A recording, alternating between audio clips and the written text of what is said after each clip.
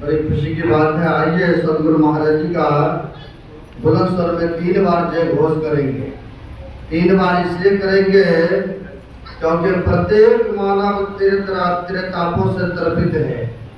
वह तीनों ताप छूट जाए, इसलिए सदगुरु महाराज जी का 3 बार जय घोष करेंगे। वह त्रिताप क्या है? दैहिक, दैविक, भौतिक ताप। यह तीनों ताप छूट जाए, इसलिए सदगुरु महाराज जी का 3 बार जय घोष करेंगे। 3 गुण भी है, रजोगुण, तमोगुण और सतोगुण। सात्विक प्रवृत्ति हो जाए, इसलिए भी 3 बार। 3 काल भी है, हम लोग जानते हैं। भूतकाल जो बीत गया, जो भविष्य में आने वाला है, भविष्य काल, और जो वर्तमान में बैठे हैं। वर्तमान अगर ठीक रहा तो भूत और भविष्य दोनों ठीक हो जाएंगे। अभी वर्तमान को हम लोग ठीक करते हैं। 3 गुण भी है, रजोगुण, तमोगुण, सतोगुण। सात्विक प्रवृत्ति हो जाए, इसलिए आइए 3 बार सदगुरु महाराज जी का बुलंद स्वर में जय घोष करें। बोलिए प्रेम से श्री सदगुरु महाराज की जय। श्री सदगुरु महाराज की जय। श्री सदगुरु महाराज की जय। पितृ सो माता सो गुना, सुत को राखे प्यार। मन से ती सेवन करे, तन सुजात अरुगार। माता से हरि सो गुना, जिनसे सो गुरुदेव। प्यार करे अवगुण हरे, चरण दास सुखदेव। महाराज सदगुरु है, राजन का राजा है। जिनकी कृपा से सर्व काजा। मन में सोई परम गुरु नमामि। नमामि नमामि नमामि।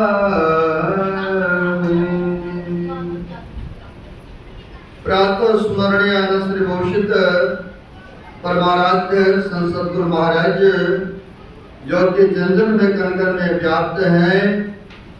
जग उद्धारक, जग कल्याणकारक, ऐसे सर्वव्यापक हृदय भगवान के पाद पद्मों में असंख्य असंख्य बार नमन है। बाल ब्रह्मचारी, गेरुप परधारी, श्रद्धा की मूर्ति, ऐसे महापुरुष अपने स्वनिवास स्थान में विराजित है। ऐसे महापुरुषों के पाद पद्मों में बारंबार नमन है। मंचस्थ पूज्य स्वामी जगपरानंद जी महाराज, स्वामी निरंजनानंद जी महाराज, स्वामी रमन बाबा और उपस्थित साधु चरण प्रभु को नमन है। बड़ी खुशी की बात है, श्रद्धालु भक्तगण दूर दराज से चल करके इस गुरुओं के नगरी में यहाँ आकर के संत सत्संग आश्रम में आकर के हाजिरी लगाए हैं। बड़े ही भाग्यशाली और पुण्यात्मा आप लोग हैं, क्योंकि जो मानव का कर्तव्य है वह कर्म करने हेतु जत्र तत्र से संत सदगुरु महाराज की छत्र छाया में एकत्र है।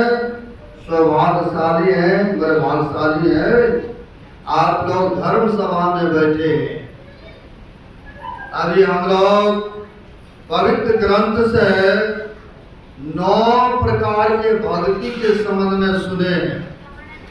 जिनको भक्ति प्राप्त हो जाए, जिनको संतों महापुरुषों के सानिध्य मिल जाए, एक बार महापुरुषों ने बड़ा अच्छा कहा है, भक्ति क्या चीज है? तो कहा महापुरुषों ने, भक्ति सुख का मूल है, भक्ति सुख का खान, जाके हृदय भक्ति बसे, सो पावे पद निर्वाण। सजनों, भक्ति सुख का खान है। खान मतलब खजाना। किसी को खजाना जमीन में गड़ा हुआ मिल जाए तो दरिद्रता रहेगा, किसी प्रकार की कष्ट रहेगा, उनको कमाने की आवश्यकता होगी है? क्योंकि उनको खजाना मिल गए ना। उसी प्रकार से कहते भक्ति सुख का खान है। यह भक्ति सुख का खान है।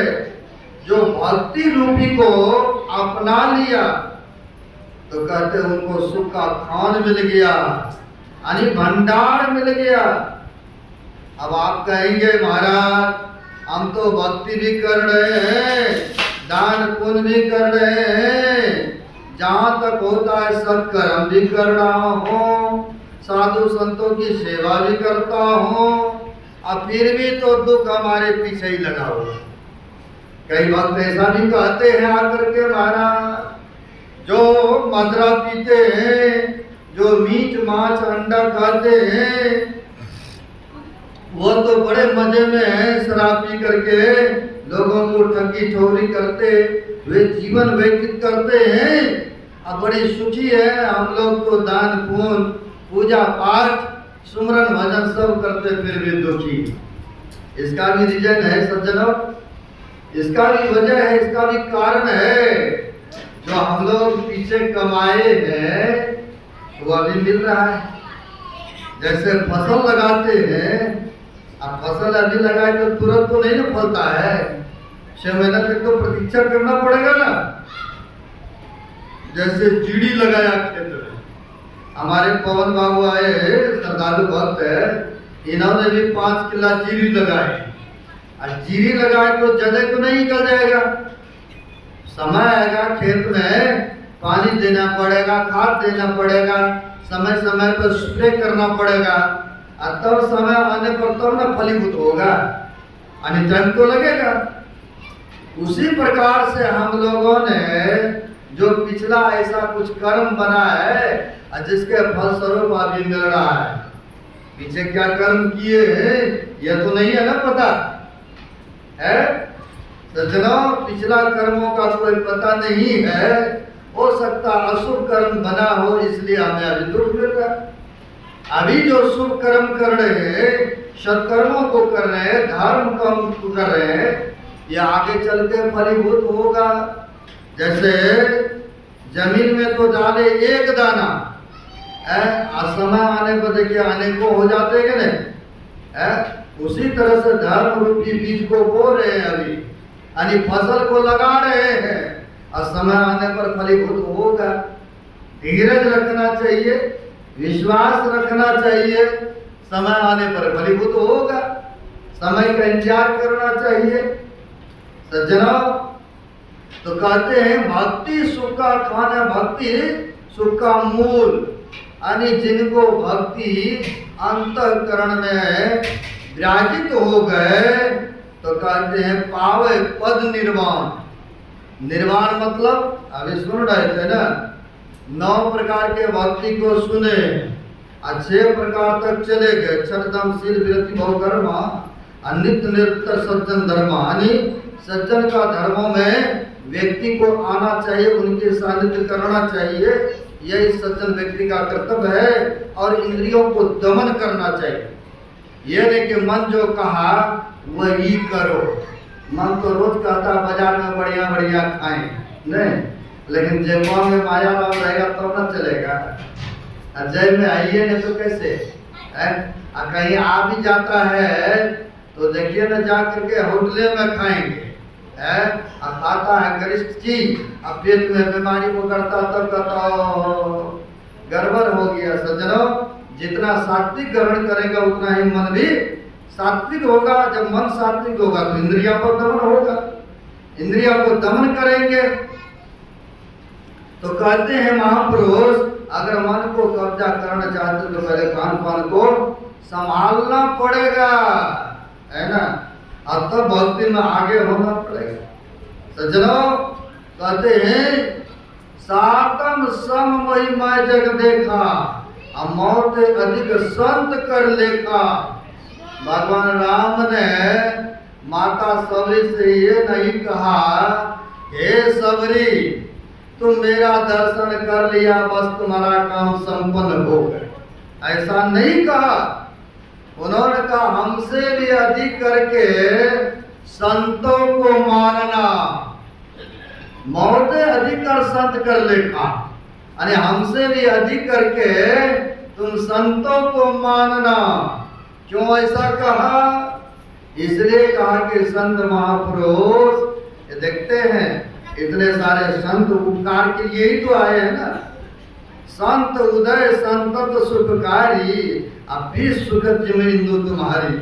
संतों का काम ही है धर्म का प्रसार करना, लोगों को सद्ज्ञान देना है। कितना 1500-1600 किलोमीटर चल के बाय रोड गाड़ी लेकर के आए, सड़क पर चलाते हुए आए, तो किस लिए? धर्म का प्रसार करने, लोगों को सद्ज्ञान देने हेतु।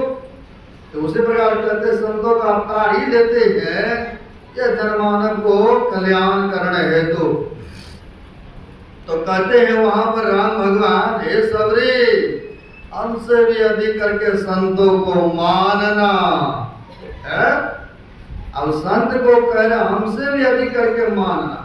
संत जो क्षमता को प्राप्त कर लिए, शांति को प्राप्त कर लिए, जो सभी इंद्रियों को दमन कर लिए, और संतों को कहते हमसे भी अधिक करके मानना है। जो संतों को मानते हैं अब उनके कहे अनुसार चलते हैं सज्जनों, तो बाबा नानक साहब पुष्टि करते हैं। कहा ऐसे संतों के सानिध्य जाने से क्या लाभ, क्या फायदा होता है? तो उन्होंने कहा संत शरण जो जन पड़े सो जन उदरण हार, यानी संतों के चरण शरण में जो चले जाते हैं कहते उनका उद्धार और कल्याण हो जाते, अवश्य ही कल्याण हो जाते हैं सज्जनों। इसलिए कह रहे हैं हमसे भी अधिक करके मानना। आठम जथा लाभ संतोषा, असपन हूं नहीं देखे परदोषा। भगवान श्री राम कहते हैं हे सबरे, उनको तो केवल माध्यम बनाए हैं। कहते जो मिल जाए, जो परिश्रम किए, जो मेहनत करी है आपने, जो आपको प्राप्त हो गया, कहते उसी में संतुष्ट रहो, आनंदित रहो। तो कहते हैं ये नहीं गो धन गाय धन और रतन धन सब खान, जब आवे संतोष धन सब धन थोड़ी समान। कहते हैं संतुष्टि को प्राप्त करो, जो मिल जाए प्रभु की इच्छा से, उनकी कृपा से उसी में सवर करो, संतुष्ट हो जाओ। ये नहीं कि पराय का धन दे करके जलना, ये नहीं कि पराय को गाड़ी घोड़ा बंगला दे करके दास करना, यानी ईर्ष्या करना, डाक करना, ऐसा नहीं बता रहे हैं। कहते जो मिला है उनकी कृपा से उसी में सबर करो, और सबर से बढ़ करके दूसरा धन भी नहीं है। आप लोग जानते हैं गुरु महाराज कभी कभी कथाओं को कहा करते थे। एक राजा थे और वह राजा सबसे कर्जा वसूल करते। पहले के राजा लोग उनके राजपाट में रहते थे ना, कर्ज लिया करते थे, यानी कर कि हमारे राज्य में रहते हो तुमको देना ही पड़ेगा इतना, और लेते थे और देते थे प्रजा। सज्जनों होता क्या है, सोचा उन्होंने हमारे ही इस क्षेत्र में समुंदर रहते, लेकिन उसने कर कभी नहीं दिया हमें, अब समुद्र से जल से क्या कर्जा लीजिएगा, क्या वसूल कीजिएगा? सोचा ये अधिक जगह ले रखा है और हमें कुछ दे नहीं रहा। तो उन्होंने अपने दौड़ फौज को ले जा करके क्या करते हैं, समुद्र पर चढ़ाई कर दी। पहले राजा लोग एक दूसरे राजा पर चढ़ाई करते थे, यानी मार काट करते थे। उनको अगर परास्त कर दिए तो उनके राजपाट सब ये राजा ले लेते थे। जिन्होंने जीता इनका हो जाते थे सज्जना। अब वैसे ही होता है, वहां पर समुद्र में गोलाबारी बम बरसाना शुरू किए। समुद्र देवता सोचते